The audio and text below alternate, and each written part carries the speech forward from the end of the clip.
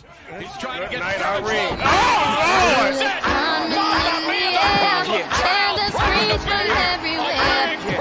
addicted to the truth. It's a dangerous love affair. Can't be scared when it goes down. Got a problem? Tell me now. Only thing that's on my mind is who's gonna run this town tonight.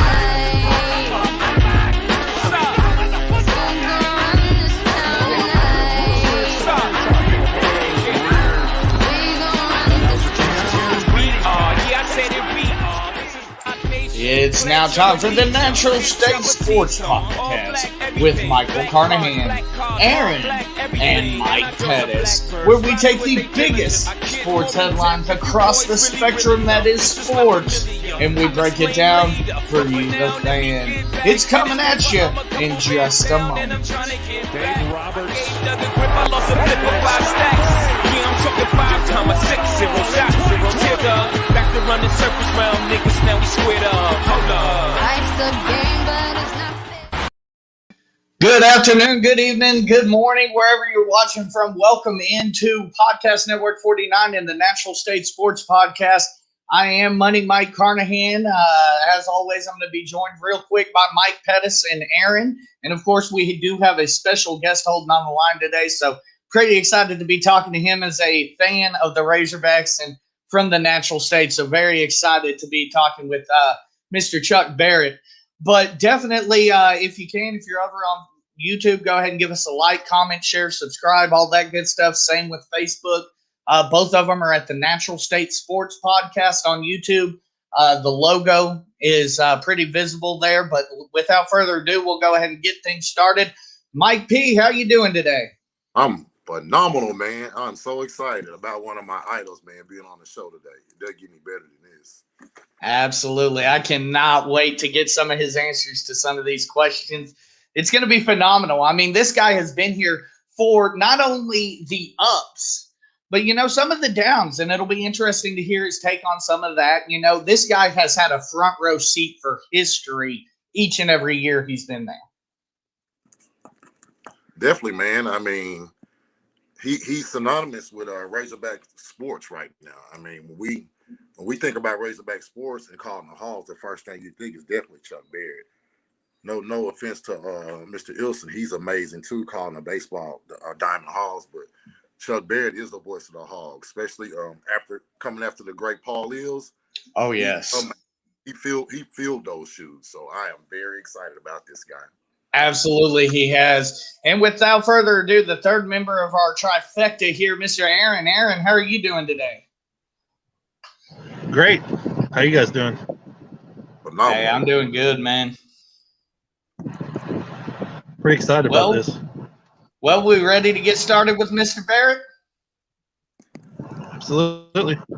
Let's do it. Without further ado, ladies and gentlemen, the voice of the Razorbacks, Mr. Chuck Barrett. How are you doing today? Hey, I'm doing great. You guys make me sound great. So it's good to be with you. It's good to be with all of you. It's an honor, sir. Well, sir, what we're going to do here, we're going to kind of roundtable this.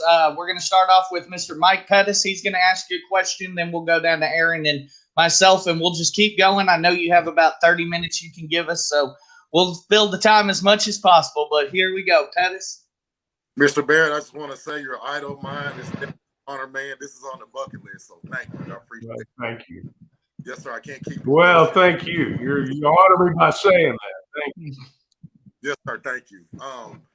Chuck, I want to start by asking you, man, do you take a sense of pride, being the voice of the Razorbacks, as if a kid growing up this state would, growing up with the dreams of heading to the hill and donning the cardinal and white? Oh, yeah. I mean, it was a dream for me.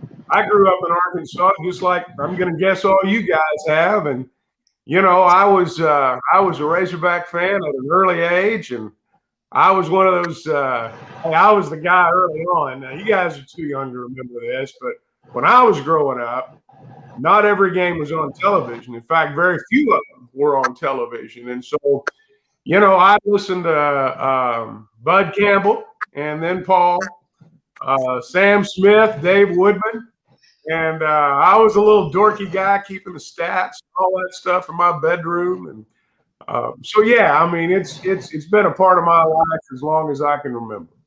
Wow, that's awesome. Aaron? Yeah, thank you for coming on, Mr. Uh-oh. We lost him, so I guess I'll step in. Thank you for asking. Yeah, he's kind of traveling a little bit, so I'll step in and ask mine.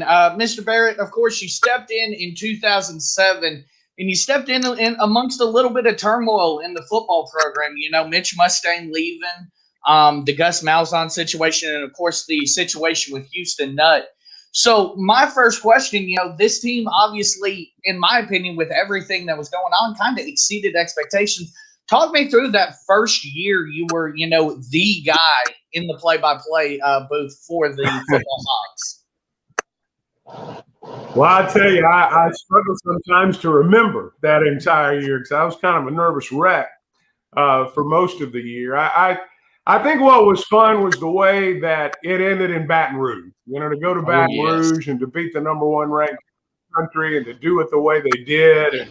And, you know, we had an interim coach by the time we got to the Cotton Bowl, and that didn't work out so well. But that day was that was a special day. I think all of us knew that day in Baton Rouge that win or lose, things were about to change. You know, from time to time, you have a regime change, and I think we all knew it was coming.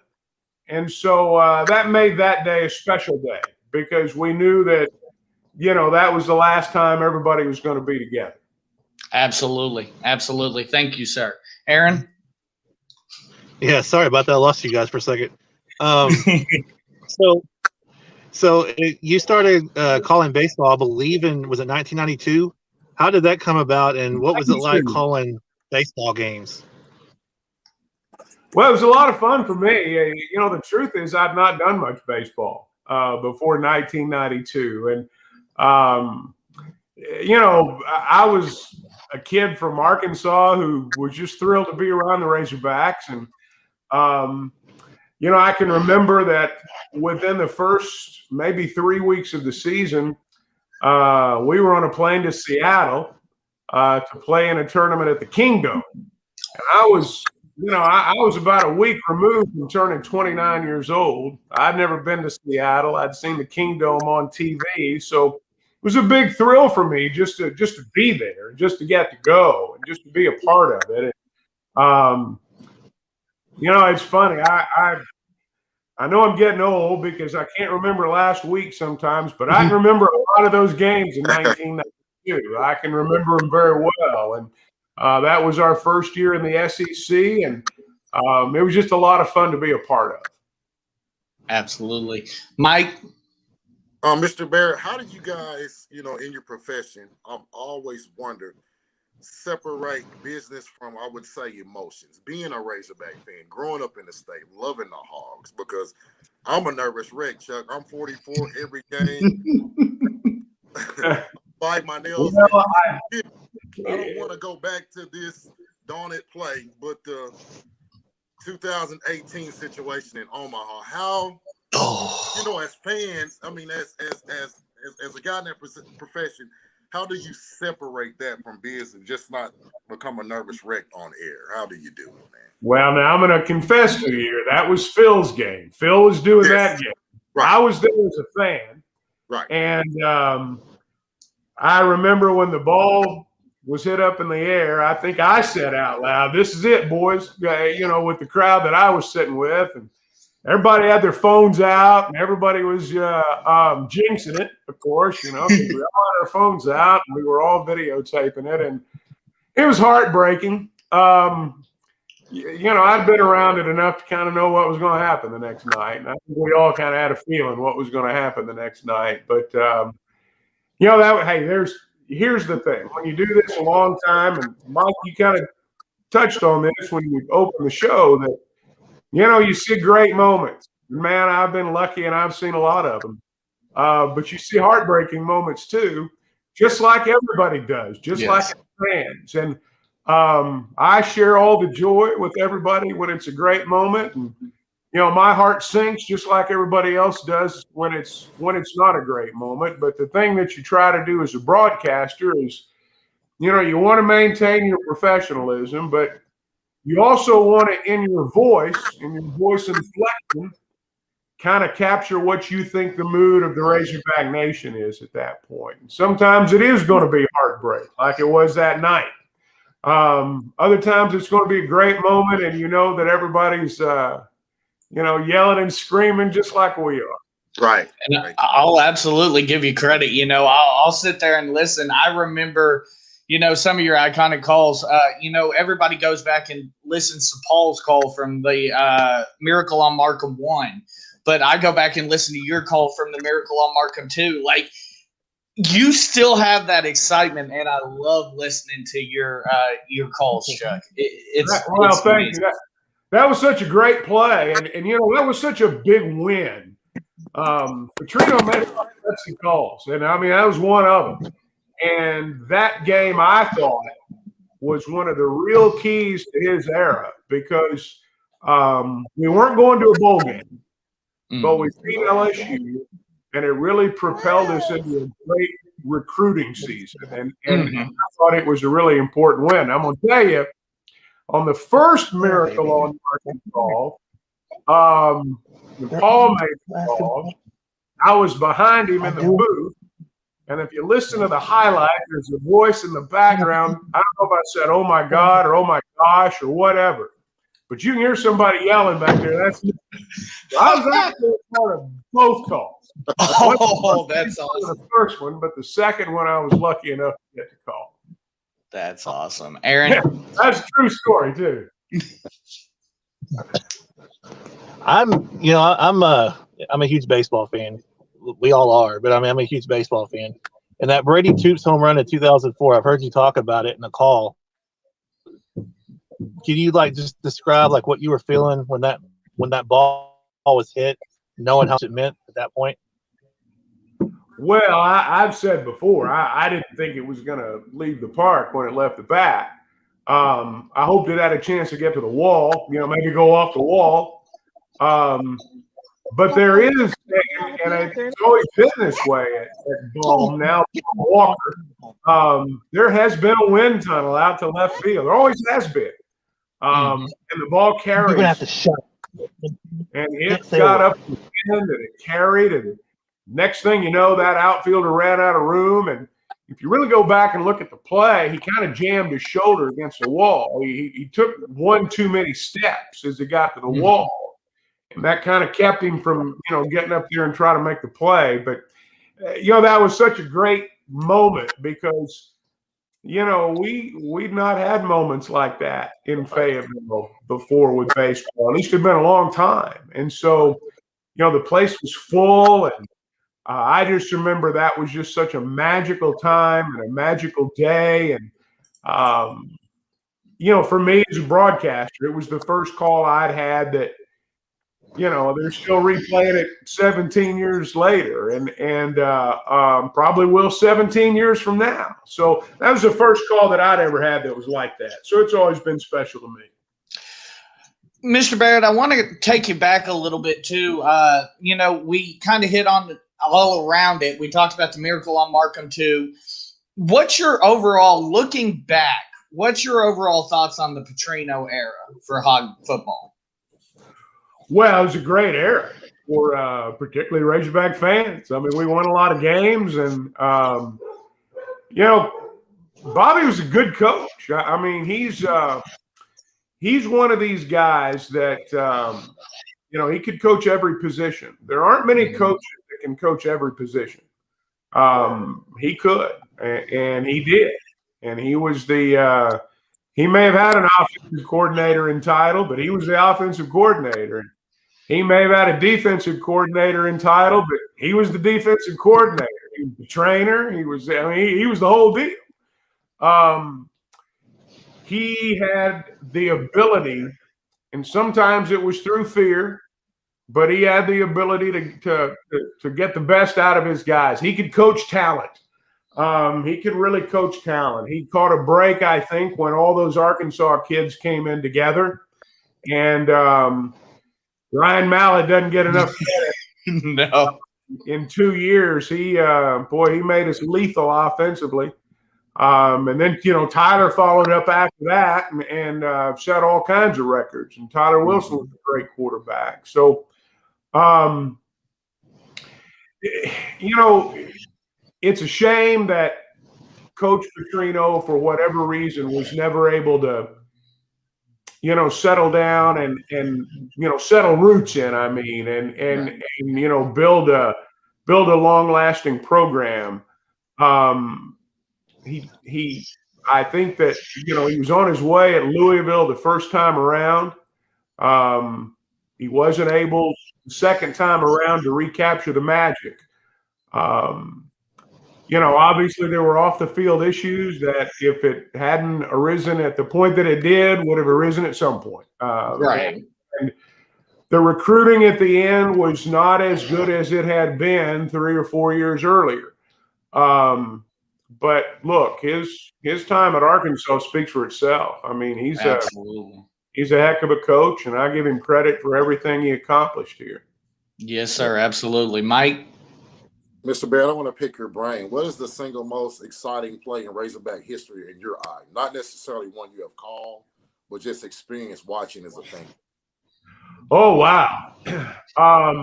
Gosh, I'd have to go back to my childhood.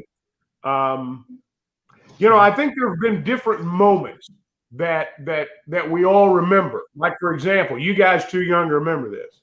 In 1975, or thereabouts, Channel 7 showed the first Razorback basketball game statewide. Eddie Sutton was, I think, in his second year. We played the University of Houston. There was no Southwest Conference Network. I mean, very few games were on TV, and they had a guy named Otis Birdsong that ended up playing in the NBA for a long time. And long story short, Arkansas beat them 92-47 on statewide television that night. And that is the night that we all fell in love with Razorback basketball. I was 13 years old at the time. I can tell you that, hey, I was as rabid a fan as anybody. When I was 10 or 11, I didn't even know they had a basketball team. But Eddie Sutton came in and he changed all that. And that night, everything changed. In football, I think there have been, you can go back way beyond my time. 1964.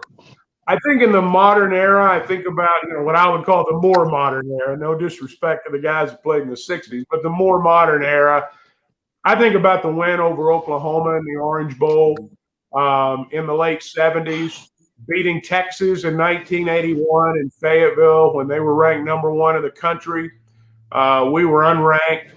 Moving into the Southwest Conference was tough because we'd been through the era of Quinn Grovey, and we'd won back-to-back Southwest Conference championships. He beat Texas A&M in College Station, one of the great games that Razorbacks have ever been involved in. And it was tough sledding when they got into the league. 1998, Houston Nutt's first year, is when football became a year-round sport in Arkansas. Basketball was beginning to wane just a little bit, although we didn't realize how far it was going to go. Yeah. But football became a year-round sport in Arkansas in the late 90s, and a lot of things contributed to that.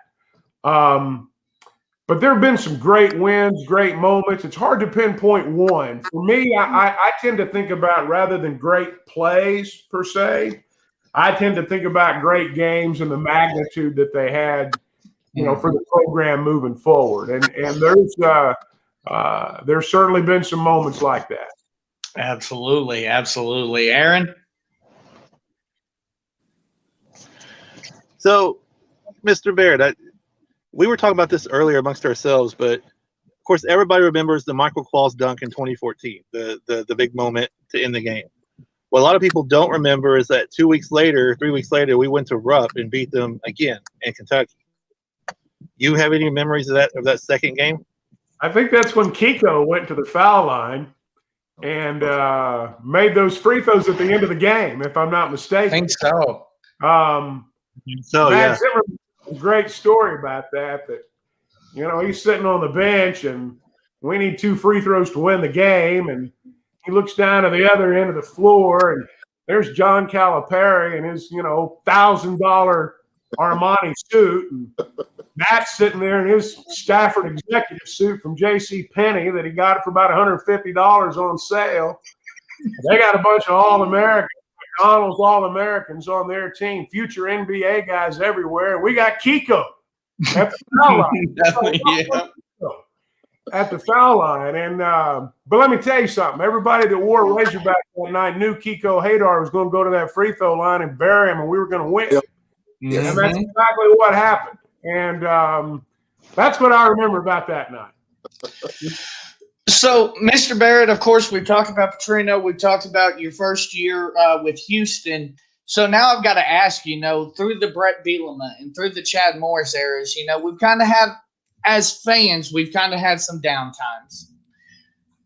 And now it seems like, in full transparency, when Coach was first hired, when Coach Pittman was first hired, I'm full transparency, I wasn't excited because, I was on the Lane train. I thought Lane was the guy.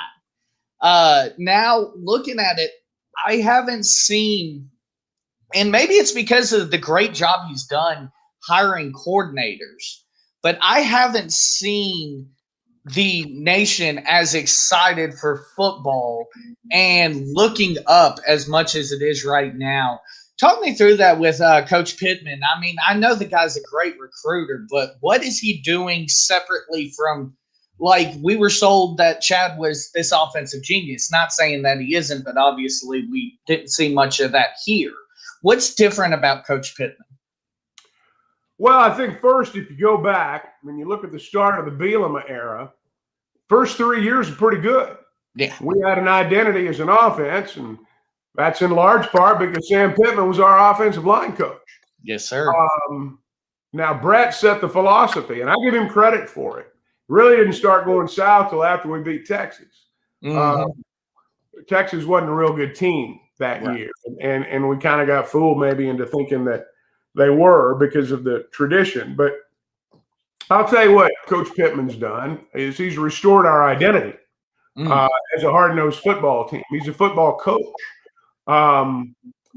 We began to turn finesse offensively in the last 2 years of the Bielema era. And I think that really is what was his undoing at the end, frankly. Coach Pittman's not going to, he's not going to win the PlayStation tournament. He's not a PlayStation coach, as I call him. He's a grizzled football guy. And we're tougher than we were the day he walked in. He's exactly what we needed. We didn't need another guru. We didn't need a guru. We needed an old-time tough football coach. And that's what we've got. And I think you saw it at the lines of scrimmage last year, and I think you're going to see it even more this year. Now, it takes a lot to win in the SEC. It takes a lot. Yes, sir. We went 2 years and didn't win a conference ball game. That's about as bad as it gets. And, we'd had an 0 for a year when Brett was here. Yeah. So, there was a lot of work to do. There still is a lot of work to do. It always starts on the recruiting trail, and that's where I think they've done extremely well. But they've also taken what they've got, and they've turned them into football players. And yes, sir. I think he'll continue to do that. Yes, sir. Absolutely. We got about 7 more minutes left with Mr. Barrett. Mike, you got anything for him? Yeah, Mr. Barrett, just not on the player side, but on the side of the fan. Do you feel that he kind of healed a fractured fan base? Because we've been all over the place, man. You guys know. Boy, you're not lying. Yes, the answer to your questions, yes. And I'll tell you why. He speaks Arkansas. Yes. I don't know how else to put it. Yes. He has the common touch.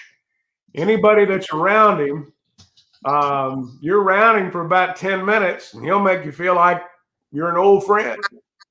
And he'll treat you that way the next time he sees you. Our state is a we're a blue collar working man state. Yes. We're a pickup truck state. Yes. And he's a pickup truck guy, and he speaks our language. And I've always maintained that, Razorback fans, if you reflect the work ethic of our state, if you understand what that means to the people of Arkansas, if you understand that most of us are no more than 2 or 3 generations removed from, hey, our family's being pretty poor because we're from a small, poor state. If you understand that, and you have a feel for the people that you're talking to, and you know how to talk to them instead of at them, which he does. I've always maintained if a coach does that, our people will be fine with him, provided they see on the field what they feel like reflects the work ethic of our state. We've always had to do a little more with a little less. Yeah. And, all of us have had to. And so I think he gets that. I think he understands that. And I think his football team reflects that. And I think fans appreciate that. Well Absolutely. said. Thank you. Absolutely. Aaron, you got a final question for Mr. Barrett before we let him go? Oh, did he freeze Aaron's again? got his hand, man. Aaron's got his hand. I think Aaron may be froze. So I'll ask you while we're talking about the thing that has set Coach Pittman apart. Obviously, like we said, he has gone in and he has, from the first press conference, you could see the emotion of what this meant for him. And I've heard people say, this was just his opportunity, and that's why there was that. I truly believe that it was because it was this job that he got emotional. I heard Trey Biddy say, we may not get the guy we want, but we'll get the guy we need. And I truly feel like that is what Coach Pittman has become. He's the guy that we absolutely need as a fan base, and he's become absolutely fantastic. But talk to me about your thoughts. You saw Coach Pittman break down at the press conference and everything. Do you think it was the moment of him becoming the head coach at the University of Arkansas? Oh, I think that had a lot to do with it. Yeah. We're in the SEC. He's an SEC head football coach now. And now you guys don't know what it's like to be 58. I do. And so when you are a guy like Sam Pittman and you've been in the trade for 40 years, 35, 30 years, you've been regarded as a career assistant. And all of a sudden, you're the head coach of an SEC school. And that campus is less than a 2-hour drive from where you grew up. Hey, I'd be a little emotional too. Right. Absolutely. And I think he was. Here's the thing about Sam Pittman, and I think that this is something that not just from a football standpoint, but from an overall program standpoint. Coach Pittman's a competitor. He wants to win. He doesn't just want to hear people talk about, oh, we're getting better. He wants to win. He wants to win a championship. Our athletic director is committed to winning. Yes, sir. Our basketball coach is committed to winning. Our baseball coach. Go down the lines of our programs right now. Look at how many teams are ranked in the top 10. Look what we did to LSU in baseball last night. Love it. There's a commitment to winning is what I'm saying. Yes, sir. I think Coach Pittman reflects that, and I think we're going to see that in our football program. I've always believed, and I say this with all due respect to every coach in every program, that glass ceiling's harder to crack through in football than any other sport. And it isn't going to happen overnight. You can't buy your way into it like you can maybe in your non-revenue sports. And it's going to take a little bit, but we got the right guy. He knows what it takes to win in this league because he's been a part of staffs that play for the whole thing. Absolutely. And I think we've got a guy we can trust. And believe me, he wants to win. He wants to hold a trophy up for everybody out there. That's exciting. Absolutely. Well, Mr. Barrett, it's been an absolute pleasure and an honor to speak with you, and thank you so much for taking your time today. Hey, you guys honor me. Thanks for having me. Go Hogs. Go Hogs, sir. That was, of course, the voice of the Razorbacks, Mr. Chuck Barrett. Just an honor. And I mean, to hear him talk about his fandom, you can tell the guy's a fan. Like, that's the beautiful thing about it. You can tell the guy's a fan. Hearing him talk about Coach Pittman gave me goosebumps. I mean, I already love Coach Pittman in the years since he's been here. And like I said, full transparency, I was a Lane Kiffin guy. I was not excited when they hired Coach Pittman. As a matter of fact, I remember saying I would only be disappointed if it was Coach Pittman. Right. And I am willing to eat crow right now. This guy, it was the perfect guy for the job. And, we talked about this beforehand, before we came on the air, which, by the way, guys, Aaron had something to do, so he had to drop out, but we'll keep going here. We talked about this a little bit before. I already look at Hunter Yurachek as a better evaluator of coaching talent than I did Jeff Long. And I didn't want to see Jeff Long go. Trust me, I did not want to see Jeff Long go. But looking back at the three coaches Jeff Long hired, the three big coaches Jeff Long hired, well, actually four, including Mike Anderson, all of them have been let go since he's been outed on the Hill. Brett Bielema, Bobby Petrino, Les Miles, and Mike Anderson. All guys, Mike Anderson was Mike and Brett were probably, in that second tier, Bobby being up here, and then you have, everybody else down there, or less in the bottom tier. But, we all got wrapped up in this name recognition, so to speak. Jeff Long was good at name recognition. I'm not sure that Jeff Long doesn't give Lane Kiffin the amount of money when he came back to the table and said, no, I want this much money now. I wouldn't doubt that, that Jeff Long would have done that. And, Hunter was smart enough and, for lack of a better term, ballsy enough to say, no, we don't need you. You need us. And that's what I love about Hunter Yurachek. Talk me through that real quick before we get to our draft grades. Man, it's kind of what Mr. Barrett said earlier. We need a blue-collar guy. This is a blue-collar state, hard-working. That's the only way you get to the top. You can't buy it free your way to the top. You're gonna have to put your nails, tooth and nail. That's all it's gonna take, man. And once again, Mr. Barrett told us best that you have to understand the state and the people. You have to understand that this is one Razorback. University of Arkansas, that's what it's all about in this state. And the fans are very passionate about the program. And I just think it got to the point where Jeff Long kind of got out of touch with that. Mike, I don't feel he was a bad AD at all. Now, Petrino fell in his lap. That wasn't his first. Yeah. So that kind of fell in his lap. But, I kind of think he got some bad deals there, man. But all in all, he wasn't a bad guy. He wasn't a bad guy at all. And loyal to a fault. I'll give him that. Loyal to a fault. He lost his job because he would not fire Brett Bielema. Got to give him credit there.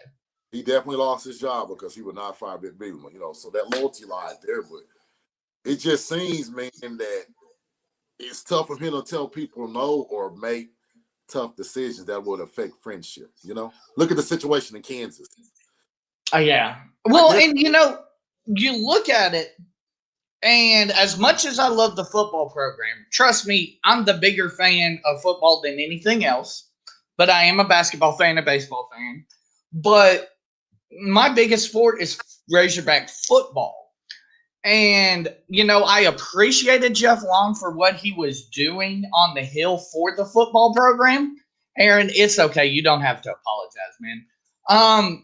I appreciate what he did on the hill for the football program, but now I really appreciate what Hunter's doing, not only for the football program, but for the baseball program, for the gymnastics program, for the basketball program. This guy has a all-around mentality rather than just that one money-making machine that sits in Donald W. Reynolds Razorback Stadium. I think he's a genuine guy, a Southern guy, real nice, great hospitality, well-mannered man, real professional. When you see Hunter Yurchik, he comes off as that's a man's man. He's going to get things done. Not Absolutely. to me, intelligent. So I'm very excited about this guy because he understands Razorback fans, Razorback sports, and where this state wants these programs to be. As we alluded to, all the top-notch programs on the hill, the gymnastics, the golf, the baseball, the run to the Elite Eight, the football, 3 plays or 3 calls from being what, 5-5? Right. He understands that this is a big-time, well-rounded university. That's a hill of champions. That's what I call it, Mike. Well, and I love you go back and you talk about those plays that kept us from being 5-5. And you look at, like, say the Auburn play, for example. Obviously Coach Pittman couldn't come out there and say, well, we got screwed. But I love the fact that Hunter Yurchik on Monday was at the SEC offices saying, hey, we need to have a talk. I love that we got a guy up there that's got some dog in him too and is willing to fight for us. But let's go ahead and get into our round 1 draft grades, and we'll start off with the big one. Number 1 overall from Clemson, the quarterback for Jacksonville now, Trevor Lawrence. What'd you make of the pick? I think it was a no-brainer. I've got to say A+. Good job for Jacksonville to not screw this up. Now, Mike, I'm going to clean this up before I get started.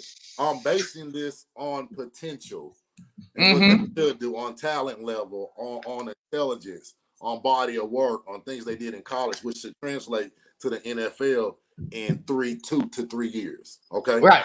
A crapshoot on any player. I'm also going by need. I am looking at that, but I'm also going by need as well. Okay, definitely A+ with this guy. 6'6", rocket arm, played in one of the toughest conferences in America, played the national championship game, 3 times? Yes. Twice. As a winner, knows how to win, and he makes people around him better. That's what they're not saying about this guy. And I'm going to player. I don't know how they haven't said this yet. But, I saw this stat, and it's crazy to me. Trevor Lawrence, unless the Jacksonville Jaguars go 17-0, and let's be honest, they won't, in major, actual professional organized sports, is due his first loss in his career. We're talking high school, college, and professional. His first loss of his career as a starting quarterback this year. That's amazing. Wow. That's phenomenal. That spells winner on all levels. So looking at that, Mike, we should expect it to translate at the next level. Now it's gonna take some time. It's gonna take a lot of hard work and dedication, but at the same time, we just see, his track record, man. He should be absolutely. Absolutely. So we're in agreement there. Next up, the Jets select BYU quarterback Zach Wilson. Another one we knew was coming, but I'm going to be honest with you, Pettus. Just based upon what I know about the kid, his overall size, his body of work, I got to give him a C on this one. I'm undetermined, just for the simple fact being, I think that if you stuck with Darnold, he would have developed eventually. Now you have to start from scratch with Zach Wilson. I think they're virtually the same quarterback. Zach Wilson, yes, put up big numbers. I think they're in the Mountain West still there at BYU. But remember, they're in the Mountain West. They're not in the ACC. They're not in the SEC with this grind. I give them a C on this one. What say you? Mike, I got to agree with you, but I'm going to give him a C+ on this one. My problem with this pick is First of all, I think the kid is ballsy. I think I see a lot of Baker Mayfield, Jim McMahon-esque kind of things in this kid. I see the talent. However, you're going to a franchise with not such a good track record with young quarterbacks, alluding to our man Sam Darnold, and which you just drafted 4 years ago at the first pick. Now, is this sending kind of a message to this young kid? Now, they're going to throw him in the fire, Mike. He's going to start. Absolutely. That's the problem. That's a problem. He needs to sit behind a veteran and get acclimated to the NFL, the speed of the game. 2, it seems like you're on a short leash. Look at what happened to the guy before you. You know, so to me, you're going to rush the kid. He's probably not ready yet, but if you give him time, he can help you and be successful and be your franchise quarterback for 10 years. So I'm going to give him a C, man, and we need to keep an eye on this. They'll be smart to go grab a veteran. Should have kept Flacco. They'll be smart to go grab a veteran to tool this guy so he won't have to start day one and throw him to the wolves. But I'll give him a C, Mike. Absolutely, absolutely. And that's the important thing here is that you remember, you know, what they have around them. So next up, your San Francisco 49ers select Trey Lance, quarterback, North Dakota State. This is another kid, proven winner, but he's undersized in my opinion. I want to see him get out there and actually, you know, throw and pass. He's got a lot of talent around him. I truly believe that San Francisco shows just how important the quarterback position is. I believe they're a quarterback away from contending. Here's my question. I have questions on why you don't go ahead and take basically the same guy at Ohio State in Justin Fields. So for that, I give them a B+. Jury's still out. I believe it can either hit really good or it can be kind of one of those meh picks that in 3-4 years, you know, we're like, well, shit, that's what sunk Shanahan. Go ahead. It's definitely an A in San Francisco, so I give him an A-. Not being a homer, you know, being a 49er fan for 30-plus years, it's definitely my squad. However, this team was in the Super Bowl 2 years ago with a guy by the name of Jimmy Garoppolo, who moves around like a statue. Right. Who is a great guy. He's definitely a good pro, but best ability is what, Mike? His throwing. Availability. So. Oh, you're talking about Trey. Okay, yeah. Well, I'm talking about Jimmy, you know, just to make the move to even get to the point where you get a Trey Lawrence. Yeah. The league is transcending, man. You need a guy not only can process in the pocket, it can deliver the ball to the right people, but that can make plays in the pocket when it breaks down. Now, we're not talking about a 4-2 guy who's going to get out and run on the edges. We're talking about a guy that has good pocket presence that can extend plays like your man in Buffalo. That's what we're looking for. And I'm going to tell you, this kid reminds me of a Josh Allen. Very raw, big athletic. I can see the comparison. The only thing I worry about with him is his durability because of his size. That's the only reason why I give him a B in this one. And I understand that B is an excellent grade. If this guy pans out, you know, to be even halfway decent, that's a plus for the 49ers. But I think his upside is out the roof here, Mike. He's I mean, the 3 quarterbacks we've discussed thus far, let's be honest, not just because, and you can't tell this just because of draft positioning, but honestly, Trey Lance is stepping into the best position of all 3 quarterbacks. Number one, he's not technically going to have to start day one. Correct. He's going to be able to go in there and either learn behind Jimmy for a year or learn behind Aaron Rodgers. Good God, if this kid gets to learn behind Aaron Rodgers, he better have his notebook and it better be full if I'm Shanahan. But, you know, I think that he's walking into the best position available. And, you know, he may not – with Garoppolo, I think he would probably start about midseason. I think Trey we'll see him before the end of the season. But, you know, if they did get Aaron Rodgers, I think Aaron will be willing to develop this kid.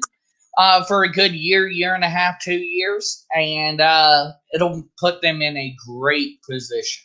Yeah, I can see a Taysom Hill-esque type of type of plays from this guy. Not to get him hurt, but just to slowly get him acclimated. Shanahan's such an offensive guru; he'll have a package for this kid. Oh yeah, just to give him a taste of the league. He won't unleash the entire offense to him, not yet, but however, like you say, it's definitely a luxury to have a player like Jimmy Garoppolo to tool this kid. Absolutely, absolutely. So at pick number 4, the Atlanta Falcons take the tight end from Florida, Kyle Pitts.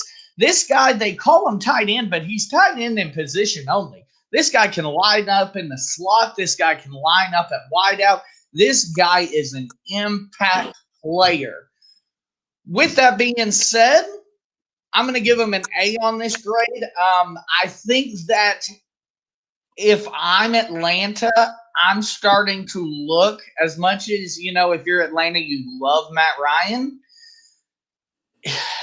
If you love Matt so much, you either get an offensive lineman, Penei Sewell, for example, or you draft him, get him another weapon because he needs some help in that squad. So I give the player an A. I'll probably give the team a B. I can agree with that, Mike. I say a B plus. I was thinking, how long does Matt have left? Was this your opportunity to go grab you a Justin Fields or your quarterback? Like we had mentioned, that a veteran Hall of Famer quarterback can tool a young talented kid. It gets no better than that. So, absolutely, I might have went quarterback in this position. And I love Matt Ryan. Matty Ice is amazing, but the ice is starting to melt, brother. Yeah. So Cal Pitts is going to be outstanding. But do they need another offensive weapon, Mike? I mean, they got Roddy, or not Roddy. They got Julio, and they got the other kid from Alabama, Calvin Ridley. Calvin Ridley, yeah. Who was the other kid they drafted? They drafted a receiver last year as well. Did they? Yes, I think it was in the rounds. Hold on, he was either a free agent pickup. I mean, unrestricted free agent pickup, or they picked the guy up later on the draft because he had a real good year. I can't think of his name, but they're loaded on offense. Absolutely. So, I would have went defense, or if I went offense, it would have been a quarterback. Absolutely, absolutely. So next up, we have the Bengals, and they take the wideout, the electrifying wideout at that, out of LSU, Jamar Chase, and they team him back up with Joe Burrow. So I see the benefit. I see they know each other. They're, they have that rapport from throwing to each other in that national championship year. Here's the thing. If you're Cincinnati, once again, if you're all in on this kid, Joe Burrow, why aren't you drafting a lineman to protect his ass? What? I got to give this one a C. And that's no knock on Jamar Chase. I got to give it to the team, and this one's a C for me. Man, the only reason I'm going to have to disagree with you, Mike, is this guy is such an outstanding player. Justin Jefferson guy. He was number 2. He was wide receiver 2. I think Jamar Chase was 1 during that national championship run. Do you see how good that kid is in Minnesota? True. Now Jamar Chase is just as good or even better. I'll give him an A plus. Okay. From the standpoint, you lost a Hall of Famer, AJ Green, as well, Mike. Right. Did they lose AJ Green? Yeah, so, I believe they did, the free agency. Yeah, so you had an opportunity to get this guy a weapon for the next 10 years with a young Heisman Trophy winning quarterback. So it was a great move by the Bengals. Now, you definitely have to address your lineman issue and your defense in the latter rounds. But, Mike, remember, that's where most rosters are made of late round picks, my brother. That's true. They said it yesterday. They said a lot of these second and third rounders will be starters in the NFL for 10 years. And some of these first rounders are going to fizzle out in 2 to 3. So you can still build your roster is what I'm saying. That was a great pick. That's very true. That's very true. Next up in Miami, we have Jalen Waddle, the wideout from Alabama, electrifying speed, very impressive. But again, after watching Tua, and the injury concerns he has, I question this one. C+. Yeah, he gets a B just because he's an electrifying player, and we know he's a game changer. But I'm like you, Mike. I don't know if you need a wide out that early in Miami with already a ready-made offense that scores a lot of points. I definitely would have went defensive, especially after losing Kanoe. Who else did they lose at linebacker? They lost 2 marquee players on defense, so you should address that early to keep that defense top-notch, which is currently a top 10 defense in the NFL, maybe top 5. Absolutely. Yeah, I mean, Mike. C+, B-. The Dolphins seem like they're getting close, but they miss when they need to hit to get into that upper echelon. So, I mean, I feel like we'll see them pick in the top 10 again next year. Here we go. The Lions take Penei Sewell, offensive tackle out of Detroit. That screams to me that they're all in on Jared Goff. I'm not convinced that Jared Goff wasn't a good quarterback in Los Angeles. So I'm going to go ahead and give them a B+ for this pick. You got your best offensive lineman available to protect your quarterback. If Jared pans out, he's going to be at least there as long as Matt Stafford was. So, I mean, you're set at quarterback for the next 10 years at least. I agree. I like Jared Goff, man. And we got to remember, Mike, it's such a copycat league and such a what have you done for the Lately league. This guy went to the Super Bowl 3 years ago. Mm-hmm. The next year, they have a mediocre season. He gets hurt. He gets shipped off. Look at Jimmy G, kind of the same thing. This guy goes to the Super Bowl. He comes back, gets hurt. They're ready to ship him off. So with Goff, man, he has a lot of upside. He's still young. He's a smart guy, Cal grad. And he's been to the Super Bowl, Mike. So that could really change the culture in Detroit. Turn those guys into winners because Detroit's the type of team that always have players, but it's kind of like, here we go again. Lose 1-2 games, somebody get hurt. Let's look towards the next year. So maybe he can come in and change the culture. And I agree. A- for this guy, Sewell. He was rated the top lineman in the draft. I think you need to get this man protection, and they did. A-. Great pick. So another position where we could have seen him, either draft down or, take a quarterback. Carolina. Once again, it seems like this pick means that they are invested in the quarterback that they have, Sam Darnold. They just traded for the kid. So, I mean, I'm not going to knock them for being invested in him. They go cornerback, J.C. Horn, who was the top-rated cornerback, I believe, the second-rated quarterback. I give him an A. I think this is a good spot for them to go. I think Matt Rule did a good job. He's addressing the need. That defense has holes that need to be filled. Right now, that offense behind Christian McCaffrey, who that offense will run through. And Sam Darnold, I think, is good. And, I think they went well. So I'll give them a B. B+, excuse me. Mike, I agree, buddy. I'm impressed with Coach Rule being an offensive mind going defense because he's a coach that just transitioned from college, but he's understanding the NFL. He's understanding that you have to build on that side of the ball, too. You have to stop people, too. You can't outscore everybody. We know defense wins what, Mike? Championships. So he gets it. That guy, J.C. Horn, played in the SEC, played against the top talent in the country every weekend. I think it's a good pick. Now, was it kind of early? Maybe you may have been able to get this guy at 15 or 16, but I think it's a good pick, man. He'll be good for him. He'll be a top defensive player for that team for the next 10 years. Right, absolutely. Next up, we have Denver, and they take Pat Surtain, the top-rated cornerback, off the board. They're at pick number 9. I've got to give them a lot of credit. Very impressive for what happened here. I think Denver, resisted the urge to go for another quarterback. They do need to address this quarterback with a long-term solution soon. But right now, I think corner is where to go. I give them an A on this one. A-. Oh yeah, I mean this guy. I know you may remember Mike, a little bit younger, but his father played in the league and he was outstanding. So he has that lineage, he has that gene. This guy's going to be a Hall of Famer, Mike, if he don't get hurt. Mark my word, he's an outstanding player. And I feel, I think J.C. Horn was definitely one of the top cornerbacks, but you have to say Surtain probably was number one. Absolutely. Yeah, give those guys an A++.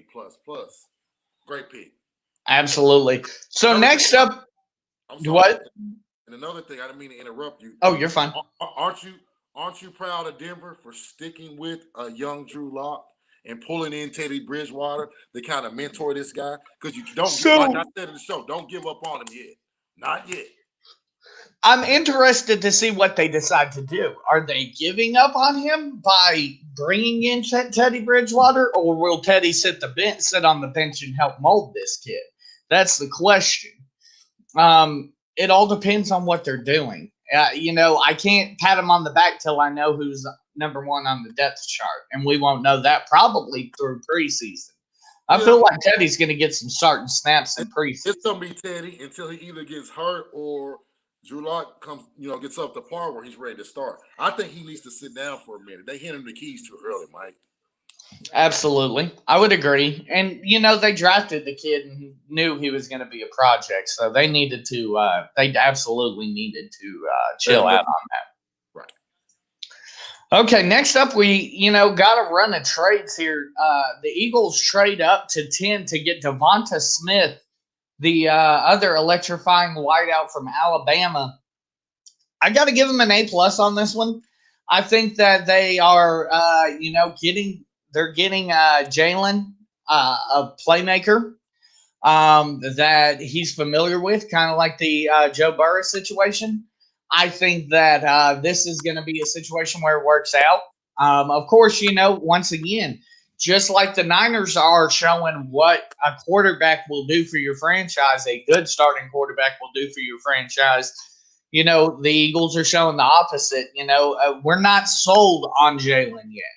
Or at least I'm not sold on Hurts yet as an NFL quarterback. So, they're going to have to develop him. I like that they're not giving up on him. I like that they're trying to give him as much as they can to make him successful. That's why I give this one an A. Man, I definitely give it an A. If you just listen to this kid, man, you get the sense of the underdog, the aura of an underdog, not from a talent standpoint, but he's always been told he was too small.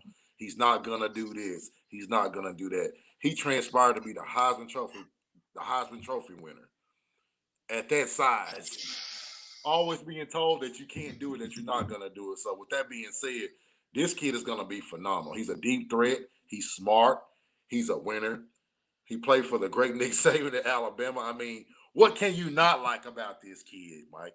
You can scream his size all day, but that's not enough. You can't measure the size of his heart. First ballot. Absolutely. Mike. First ballot if he stays healthy. Julian Edelman's 5'11" and is out there killing it in the game. I don't want to hear nothing about size necessarily when it comes to wideouts. Exactly. So hey, A+, Mike. Look out, Ken, and the kid stays healthy. Absolutely. Next up, we have the Bears trading up to the 11th spot to take Justin Fields. Justin finally goes off the board. I'm going to give this one a B, and it's got nothing to do with the player as much as it does the team. I want to see the Bears actually develop this kid. They do not have a good track record with developing quarterbacks. Really since McMahon in the 80s.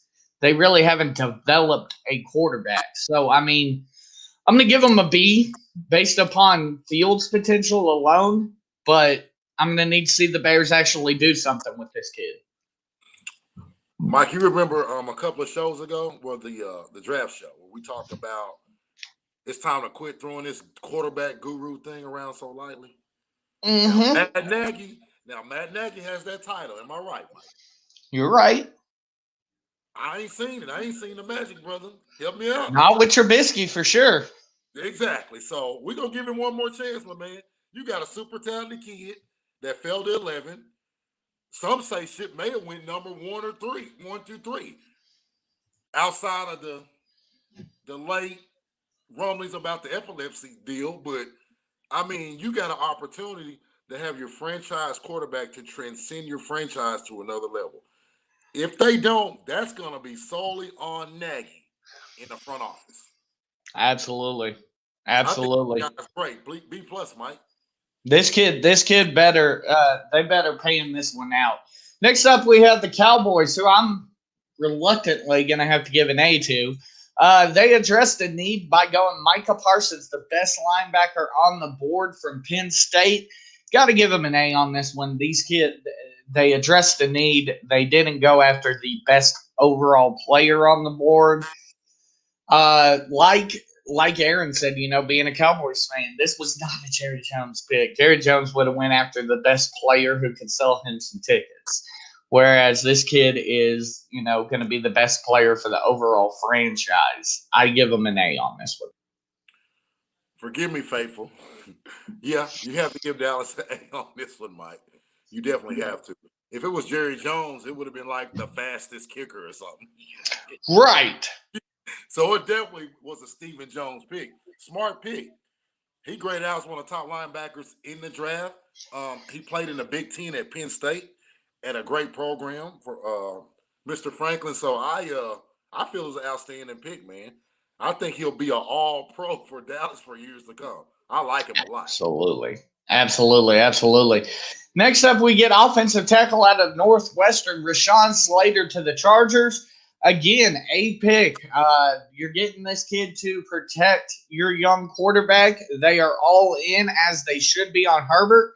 Herbert kept them in a lot of games this season.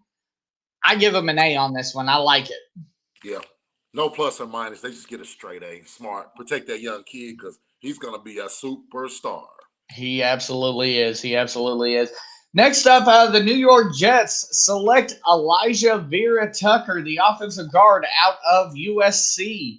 So I'm going to give them credit here. The Jets make a smart choice to go with Vera Tucker in this case to protect their investment that they just made in Zach Wilson. Full credit. I'll give them a on this one as well. Yeah. I'm going to offset the C I gave Zach Wilson. We'll say an A because it was smart to get someone to protect this kid.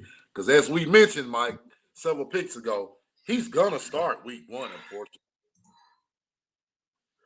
He absolutely is. He's going to get himself into some defenses that are going to be a problem for him. Next up at 15, the Patriots select Mac Jones, Alabama quarterback. And here's what's going to shock you because I talked very bad about him Thursday night. Perfect scenario, perfect storm. A pick for the Patriots specifically because this kid's going to get to learn from one of the best quarterback guys and the guy that's going to get the best talent out of him in Bill Belichick.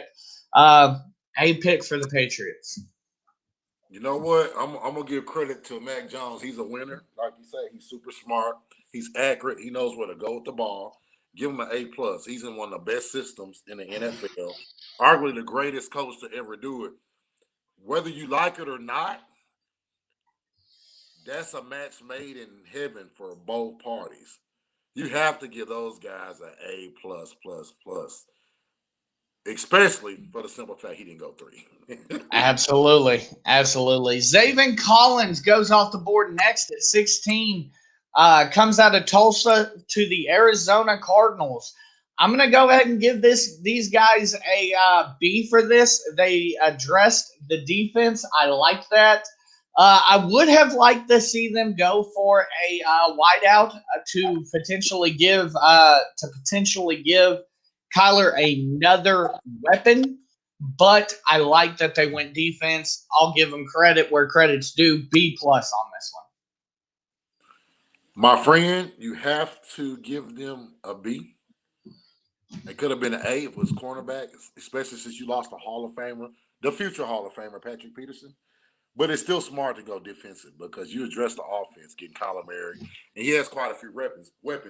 But, Mike, as you said, what's going to happen with our man Fitzgerald?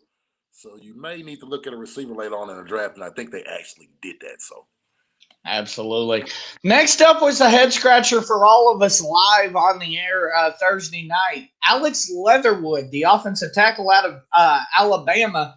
And the reason why this one is going to get a C for me, there was a 60% chance that this kid is there in the second round. There was no reason to take him this early. They could have went anywhere. They have so many needs on that team. So I will give them a C. yeah, Mike, I'll say C plus. It kind of came out of nowhere, but Chucky's a good football coach, and hopefully he has something up his sleeves. And like you said, did he feel he had the reach, for a top tier lineman that he felt? Now remember, everyone grade is different. Like he may have graded out on there, Did we have to reach for this guy because we're going to bring in a young quarterback? We're going to do something else with the quarterback situation, or it's a reason they got him. So it's kind of mind-boggling, but I'll give him a C too, man. I wouldn't expect it. Absolutely. Next up, defensive end for Miami, Jalen Phillips. I'm going to give him credit. They're going defense in this case. I like it. I'm going to give him a B on this. Jalen Phillips, one of the best defenders there on that Miami defense. That was one of the best in the country. I'll give him a B on this one. Yeah, B minus. This kind of homegrown thing, one of the Homer thing. Didn't he go to Miami? Yeah. Okay. Didn't he play for the University of Miami? Yeah. Okay, yeah. They've probably been scouting this kid for years, man. Hoping he'll fall to him. So, yeah, I'm sure it's a good pick. They did their homework on him, so. Yeah, absolutely. B minus. He was in the same building. Okay, inside linebacker Jamin Davis out of Kentucky is next here to the Washington football team. I like the pick. It's a pick for a team that was in the playoffs last year. You don't need to do too much. I think they do need to address quarterback soon, but, not necessarily this year. Yeah, it's kind of hard to figure this one out, Mike. When you have so many needs, I guess you take the best available player. Was he the best available player? We don't know. It may be on their board, so I'll give him a C for this one. It seemed like they didn't need that. Maybe another receiver and, like you say, a quarterback. But C. Next up, the New York Giants traded up to get Kadarius Toney, the wideout out of Florida. The kid's good. I'm not so sure that he's trade up good. I'm going to give him a C on this one. Mike, I'm going to give this guy a B, man. He's a modern day Percy Harvin. I like him. He came out of Florida too, and that's something. But yeah, he's an electrifying player, man. You just get Daniel Jones one more weapon, and another thing, you're trying to take as much pressure off of Saquon Barkley as possible, especially coming off this injury. So you need someone else to get the ball to. Absolutely, absolutely. Next up, we got Kwity Paye, the defensive end out of Michigan, coming off the board. I give this one an A plus. I think this kid is going to develop a need. He's going to be a pass rusher for Indy, and he's going to help him out in that playoff push. Mike, I have to give it an A as well, my friend. I think that was big for them to get this guy. It seemed like he's hungry. He's hungry and humble. He came out of University of Michigan, a great program, played in the Big Ten. I give him an A as well. Next up, we have Caleb Farley, cornerback out of Virginia Tech to the Tennessee Titans. Another good pick for me. The kid sat out the 2020 season due to COVID. Now he's got a back injury, but I think this kid could develop into an A right now. The jury's out. I'm going to give him a straight B, no plus or minus. Let's go B plus. And the only reason this kid doesn't get an A because of the back injury, but you can see in his eyes, man, when he was looking, he was very humble. He was very thankful to be in the NFL and that he has a lot of people to prove wrong. I think he's one of the top corners in this draft, and he'll prove it. He'll be all pro for years to come, man. Absolutely, absolutely.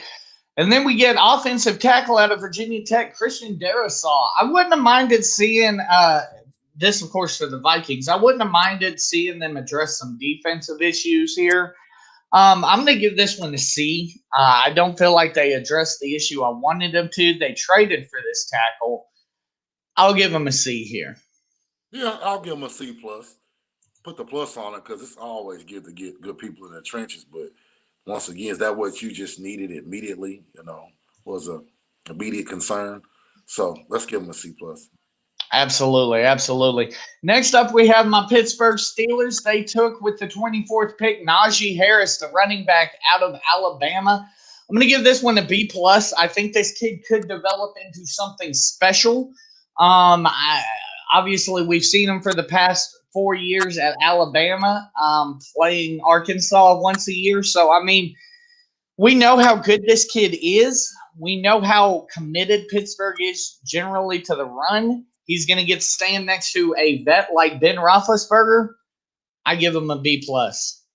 Man, this kid been a star at every level, high school, college. It's not going to change now. Great job by the Steelers, man. I give this pick, I give it an A+ from the standpoint you're just your running back concern. And, man, not only is this guy a great player, he's a great person. He has a big heart.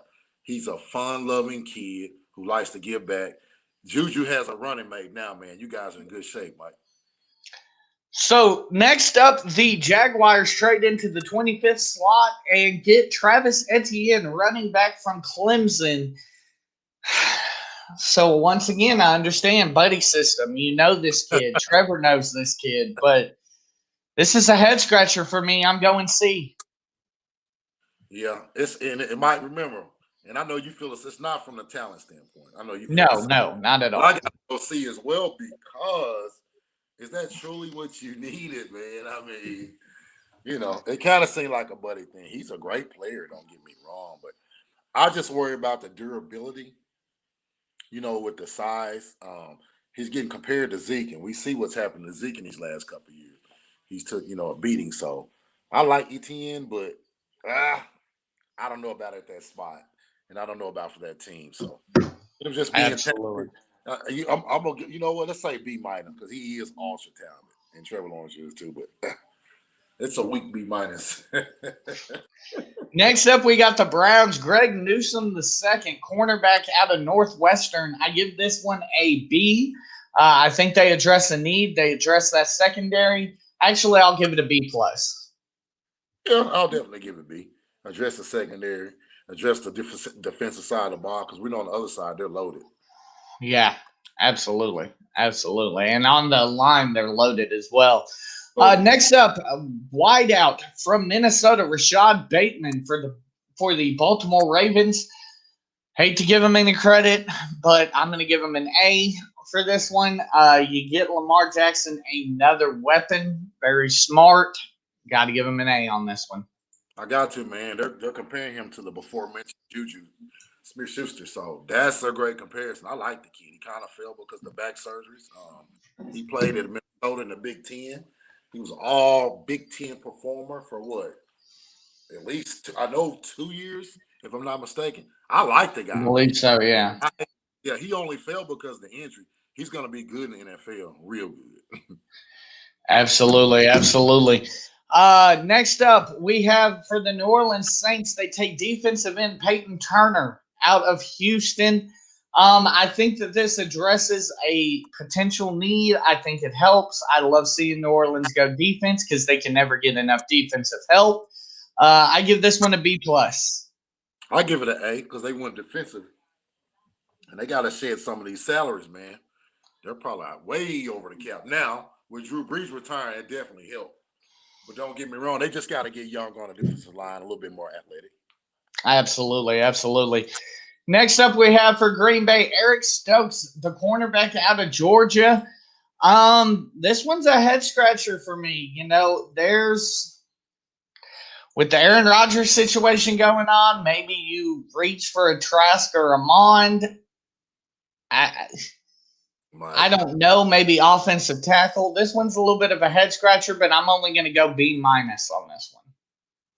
I'm going to say A because he's a sleeper in the draft from the standpoint. I think he's going to be one of the shining stars. This kid has excellent ball skills. He is a ball hawk. Returned 2 interceptions for touchdowns. I think he had 5. I need to look it up. He had 2 return for touchdowns, Mike, in the Southeastern Conference. This guy's a ball hawk. He's electrifying. He's fast. He's big. He's physical. That transcends to an NFL player. Dude, going to be a star, man. Hey, Green Bay's known for having a hell of a secondary too. hey. Just saying. In the 30 slot, we have Buffalo taking Gregory Rousseau, defensive end out of Miami. I'm going to go ahead and give this one a B+. I think it's a position of need. You're getting some defense for, the times when Allen can't get the ball in the end zone. I give it a B+. I give it an A-. That's a big, talented dude, man. That's very hungry, and he's a hungry player at a hungry franchise. That's a match made in heaven, man. He's gonna be great for Buffalo. I think he fits in that system well. They're not far away, Mike. So we finish it off with two linebackers. First to Baltimore, Odafe Owe, Penn State outside linebacker. Give him credit. He's a hell of a player. I'll give him a B on this one. I still feel like they should have gone offensive tackle to address the fact that they just lost a Hall of Famer in Orlando Brown. But, hey, do what you do. Yeah. You know the reason I'm going to give him a B, Mike? And I'm proud of you. That being your rival. They draft well, man. So they do. Yeah, they draft very well. We talk about that all the time, how well they, process and break down players and get them in to be stars. So, hey, yeah, let's give them a B. Absolutely. And finally, to the Tampa Bay Buccaneers, Joe Tryon out of Washington. I'm going to give this pick a B+. You don't need to necessarily mess around with anything on the offensive side of the ball. I'm giving him a B+ for this one. Yeah, Mike, let's give him a B on that one.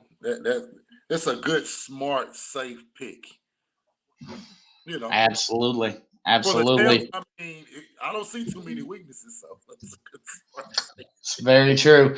Well, Mike, that brings us to the end of the show. Do you have anything before we get on out of here? Oh, Mike, it was just an awesome show, man. Thank you. Thank Aaron, and definitely thank Chuck Barrett, man. That was amazing. Absolutely. Once again, want to send our thanks out to Chuck for coming along and being on the show with us, taking time out of his day to spend some time with us. But we appreciate you guys as well. Thank you for watching. For Mr. Pettus, I am Money Mike. And, of course, for Aaron, we will see you next Saturday. He's trying to get